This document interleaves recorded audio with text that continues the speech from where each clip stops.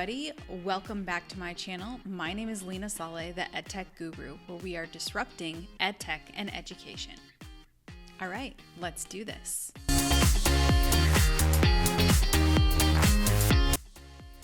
The last year or so in my videos and postings across my social media, I've discussed the need for professional development. The last few weeks, I've been spending a lot of time on LinkedIn and in Clubhouse and just participating across many of my networks regarding professional development. Now, what is being said about professional development and what can we expect for professional development moving forward? I covered professional development in this video, and this video. The majority of the videos that I covered in last year's 2020 season was regarding professional development, the need from EdTech companies, the need from district leaders, and then just the overall functioning of how we've been failing our teachers for a long time regarding professional development. What do I mean by that? I mean that professional development for a long time was just what we call sit and get. So that's just something that you're sitting through the professional development. It doesn't really apply to most of the teachers. It's just kind of a one-size-fits-all type of professional development. Any of the professional development that was coming through is either something that was provided at the district level for new programs and platforms and curriculum adoption, or it was something that was basically force-fed to the teachers. Every single week, professional development would be in our district, it was on Wednesdays, and another district I was in was on Tuesdays, and every single week it was just the same sort of honestly boring sit and get one-size-fits-all type of professional development. Obviously, many things came from the pandemic itself,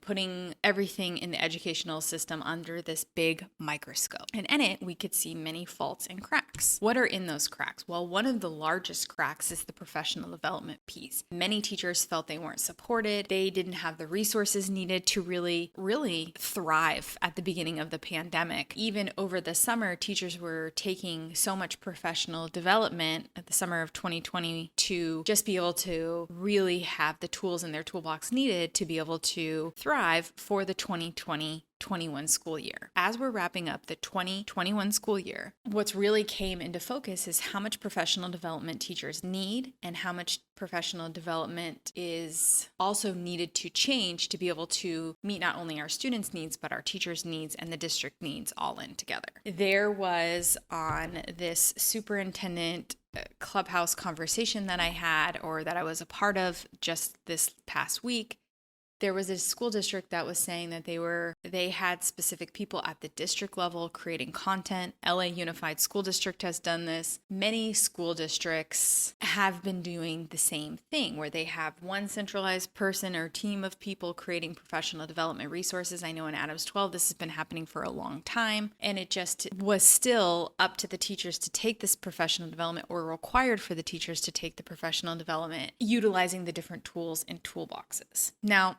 it's time for us to, instead of telling teachers what to do, we need to teach them, as I mentioned in my other video here, how to prepare for 2025 as entrepreneurs. Teachers are already doing this. They're already creating content. So why can't we learn from each other and utilize this resource bank and wealth of resources that we have even within our own districts themselves or within our own schools themselves? I've mentioned this probably a few times before. The very first time that I had more customized professional development was back in 2010, 2012. I had a principal, Kelly Loth. She's now the CEO of MindSpark Learning, which you can find down below in the show notes. But at our school, we had teachers every single week would host professional development sessions based on what the teachers would do, a poll for the teachers, and then maybe a teacher was interested in learning about Socrative or Schoology or Google Classroom or maybe flipping videos or maybe Minecraft. It could be a wealth of different resources, maybe stop motion, maybe learning something from the art teacher, maybe learning something from the music teacher. Everyone has something to bring to the table. And then what would happen is we would have to take a certain amount of professional developments from this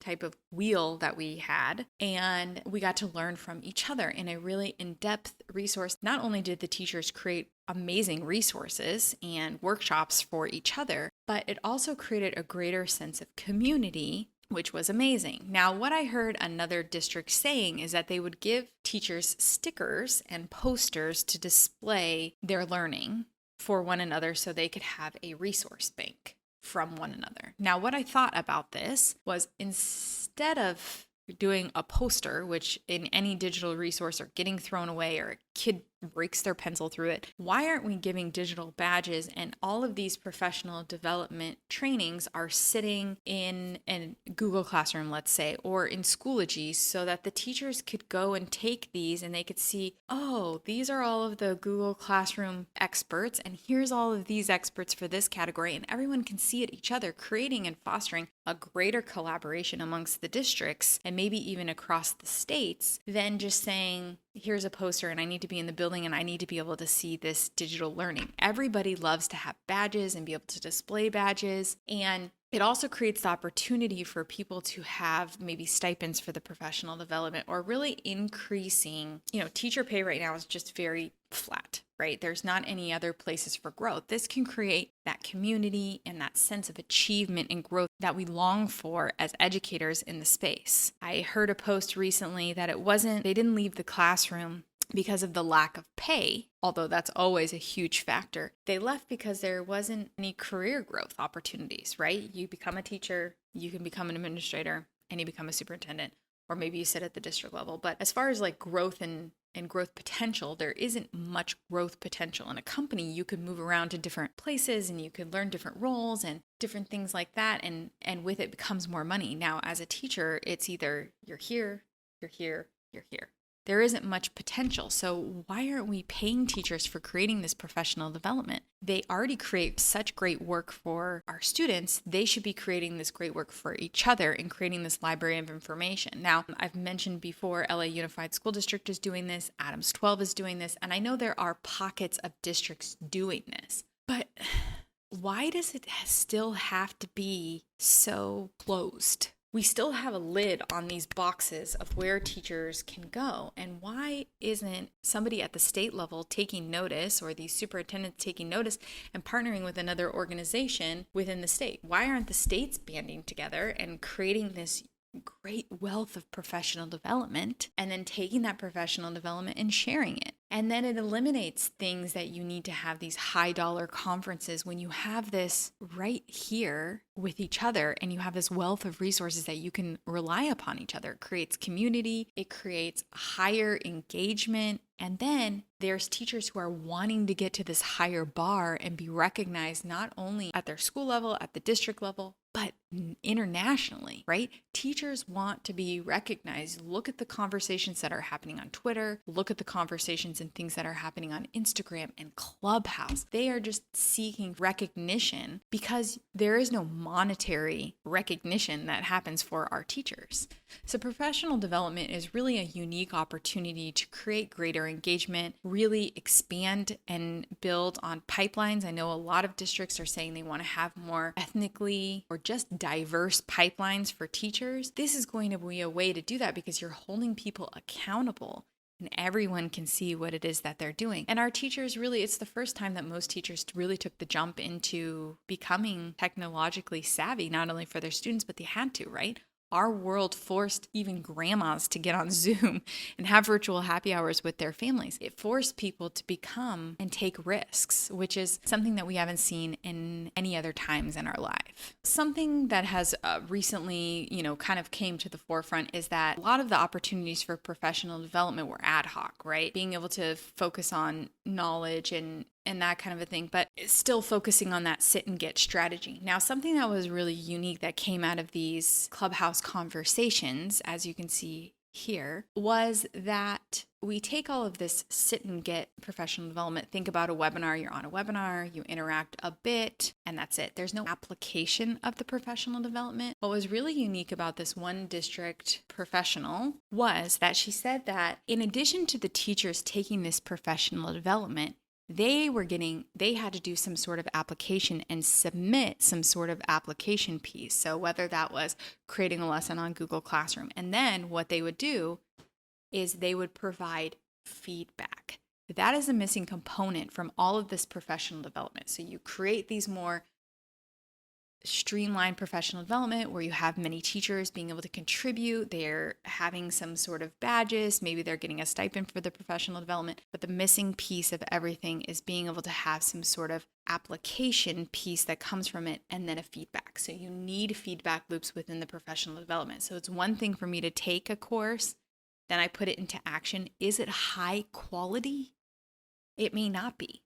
So having those feedback loops are the most important part of it. We see people seeking out this feedback. So we should have teams in place to be able to provide that feedback for them. That's why teachers love to go to apply for conferences. They get feedback from the conferences themselves. It's something that they're seeking that they may not get at the professional level. Ken Wallace, he's the superintendent of Maine Township High School District in Illinois. One of the quotes that he said here is, one of the core mistakes that is made is we put all of our attention into focusing on student learning and not enough on the need of continual processes for adult learning. So we so often just kept thinking, okay, what's best for the student? What's best for the student? What's best for the student? Here's this new strategy. Here's this new strategy. Here's this new strategy. But it was just so flat that we forgot that our teachers also want to learn. If they keep learning, then our students keep learning and we keep enriching it. So the professional development opportunities are so huge, and it's really refreshing to see lots of district leaders, superintendents,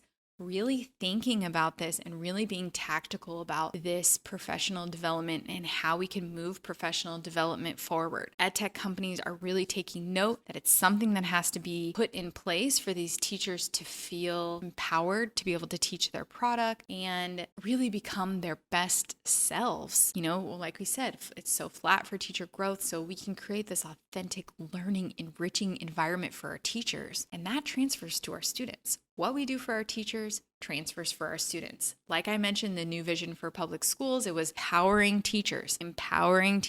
That message is being trickled everywhere around, and we need to bring it into what we're doing in the professional development realm, or we're going to lose them. Right now, our teachers are on an upward trajectory for growth. Let's keep this momentum going and let's empower them, really forging forward with professional development and giving them a greater understanding. And not only that, we need our teachers because there's an urgent need to update our content, right? Our content is let's just be real. It's really quite boring for our students. We can see that most students are seeking opportunities for STEM on their own, and they're really into creating and being creators, right? YouTubers and TikTokers and Instagram reel makers and Instagram influencers and whoever those people are, they're creators. Our students want to be creators. Let's give them the knowledge to create. If we give the teachers the ability to create new content and create engaging learning for the students, that's going to trickle and give them those skills they need to thrive for the 21st century. It's really time to give our teachers and our students and our staff the time to lift these teachers up, creating a wealth of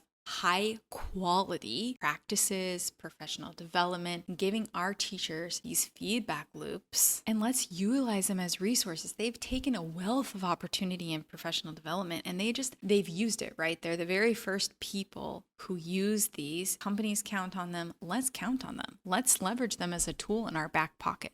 It's time to make sure that we have greater professional development. It keeps them accountable. And when we do this, we foster a greater community of collaboration than we ever thought possible. And that in turn empowers the teachers to feel enriched and engaged. Remember, we're all in this together. Please share your comments, your feedback, what you think professional development is going to look like, and how we can enrich and engage our teachers. I look forward to speaking with you all soon. Remember to follow me across my social medias, and we'll see you guys next time.